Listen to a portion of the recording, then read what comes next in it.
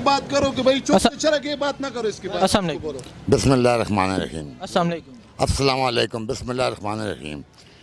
जो बोलूँगा सच बोलूँगा। 62 साल मेरी उम्र हो चुकी है। बहुत से हुक्मरान आए हैं, बहुत से चले गए हैं, माशाल्लाह वाले भी आए हैं जिन्हें आप लोग डिक्टेटर बोलते हैं, और ये जमहूरियत वाले भी आए हैं, सदर भी आए हैं, वज़ीर आज़म भी आए हैं। आज तक इतनी महंगाई मैंने अपनी ज़िंदगी में नहीं देखी। हर चीज़ के ऊपर टैक्स। ये एक सिगरेट का पैकेट है, ये मिलता था 40 रुपये में नवाज शरीफ दौर में, अभी 80 रुपये का हो गया है। इसी तरीके से पेट्रोल हर महीने के बाद महंगा हो रहा है, चीनी हर महीने के बाद महंगी हो रही है, आटा हर महीने के बाद महंगा हो रहा है। इमरान साहब भी हमारे वज़ीर आज़म हैं, नवाज शरीफ भी हमारे वज़ीर आज़म रहे हैं, जरदारी भी रहा है, मोहतरमा बेनज़ीर भुट्टो भी रही है, सदर अयूब भी रहा है, हर चीज़ रहा है, यहिया खान रहा है, मशरफ रहा है, सब रहे हैं, परवेज़ मशरफ भी रहा है। इतनी महंगाई नहीं देखी है। हम ये चाहते हैं अल्लाह पाक रब्बुल आलमीन कोई ऐसा हुक्मरान लाए या ऐसी किसी को सोच दे जो हमारी अवाम के लिए, हमारे मुल्क के लिए कुछ अच्छा करे। इमरान साहब भी अच्छे हैं, हमारे मुसलमान भाई हैं, हमारे वज़ीर आज़म पाकिस्तान है, पूरी पाकिस्तान की जिम्मेदारी उनके ऊपर है। समझो, जो भी उन्हें करना है उन्हें अपने अवाम के लिए भलाई करनी है। लेकिन हर चीज़ में महंगाई है, इसमें महंगाई है, उसमें महंगाई है। हर आदमी अखबार पढ़ते हैं तो तंदूर वाले उधर रो रहे हैं, गैस वाले उधर रो रहे हैं, पेट्रोल वाले उधर रो रहे हैं, आटे चीनी वाले इधर रो रहे हैं। हम लोग गरीब लोग हैं। हमारी मेरी तनख्वाह है 15,000 रुपया महीना। 15,000 रुपया मेरी तनख्वाह है तो मेरे घर का खर्चा है 28,000 रुपया। मैं वो बाकी 13,000 रुपया कहाँ से लाऊंगा? हक हलाल की कमाता हूँ, हक हलाल की खाता हूँ। ये बात है, और कोई ऐसी बात नहीं है। हम ये कहते हैं इमरान साहब को रब्बुल आलमीन को अच्छी सोच दे, अच्छा रहन दे, तो वो अवाम की भलाई करें। खाया सब ने, ये नवाज शरीफ ने, जरदारी ने, या उसने नहीं खाया, सब ने खाया है। ये इमरान साहब भी सबका क्रिकेट के प्लेयर ही थे।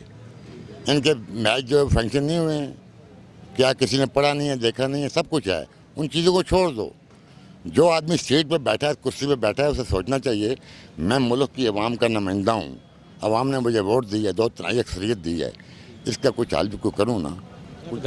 अभी धूप में आए हुए हैं, वीडियो बना रहे हैं, ये काम कर रहे हैं, आप तनख्वाह लेते हैं, आपकी तनख्वाह 35,000 रुपये महीना, आपका खर्चा आ जाएगा 45,000 रुपये महीना, और 10,000 रुपये फालतू कहाँ से लाएंगे? फिर तो ये चीज़ें आम हो जाएंगी। क्या पैगाम देना? पैगाम ये देता हूँ कि अल्लाह पाक उन्हें भी हिम्मत दे, हौसला दे, तो मुल्क के लिए कुछ अच्छा करें, गरीब अवाम के लिए कुछ अच्छा करें। गरीब अवाम इस टाइम बहुत सख्त तंग है, बहुत सख्त तंग है। यही पैगाम है कि अल्लाह उन्हें तौफीक दे तो वो मुल्क के लिए कुछ अच्छा करें। शुक्रिया, बहुत मेहरबानी।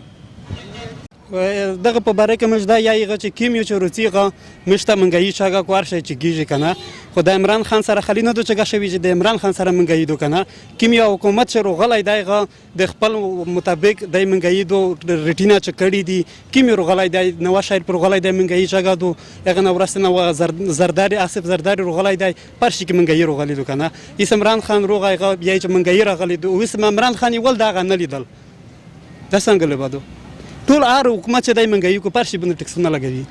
نواز شریف پہ جب کیس تھا تو اس نے جج ارشد ملک کو کہا کہ ہمارے ساتھ تعاون کرو، ہم تمہیں مالا مال کر دیں گے، پیسے دیں گے. آپ اس کے بارے میں کیا کہتے ہیں؟ کیسا؟ نواز شریف پہ جب کیس تھا، جس جج نے سنا، جج ارشد ملک، اسے کہا گیا کہ ہمارا ساتھ دو، ہم تمہیں مالا مال کر دیں گے.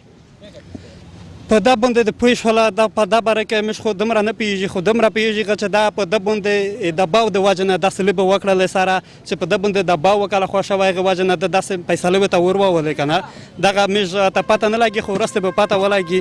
مش داس یایغه چې مش ته هغه کار وکي چې د عوام د پوره خیر وي کنه هغه کار نه کی چې د مش د پرته به مش دانی بهر ملکینه تر ونی په تشسی په دغه منګی سه خال بهر ملک په حرام سره نوستای مش بهر ملکینه ته درېمی په دغه روپۍ په درېمی کله خو شو مش نه دیلا بهر نه روی دیلا نه وری شي کوي. اچھا، جنہوں نے کرپشن کیا ان کے ساتھ کیا ہونا چاہیے؟ کرپشن جنہوں نے کیا ان کے ساتھ کیا ہونا چاہیے؟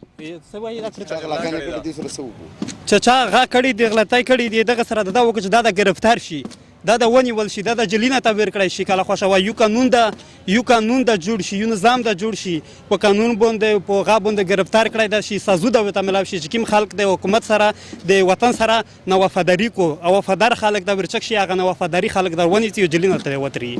حکومت کو کیا پیغام دینا چاہتے ہیں؟ حکومت ته دغه پیغام په چار دی کله خوشاله په دغه ملک د امن روالي او بل د منګایي د وکړې غریبونو خلک د پورا دغه د ټیټ کو د منګایي برداشت نه دوه کله خوشاله نشي برداشت کولای حکومت نه مش دا ویل په چار دی او مش کله خوشاله خپل خاص کر د وزیرستان په خلک باندې رحم وکړي وزیرستان خلک سره شکای وزیرستان خلک دغه پاکستان خلک ته بل ځینان درغلای نه بل ملک نرغلی نه د انډیا نرغلی نه د روس نرغلی دغه پاکستان خلک د ورونه په قسم رته کسي کده داس یایغه توس پاکستاني خو مش ورونه کنه په قسم تو سره کسي او مش سره کله جی په جی د سلوک شي د یایغه کا خو پوس اسمن رلودلې دي شاس من نه رلودلې دغه ملک بچونی رحم سره وکي حکومت رحم سره وکړو او کله خوشاله د حکومت په مش په وطن کې امن روالي مشته د کرینه جوړ کوم د خپل وطن ته پرېږدي دغه د عمران خان غا د عمران خان سره مینا واغه خو یسو مینا دوه د سدو چې عمران خانی په کار ده عمران خانی په کار ده عمران خان زنده باد عمران خان زنده باد عمران خان زنده باد शुक्रिया مهرباني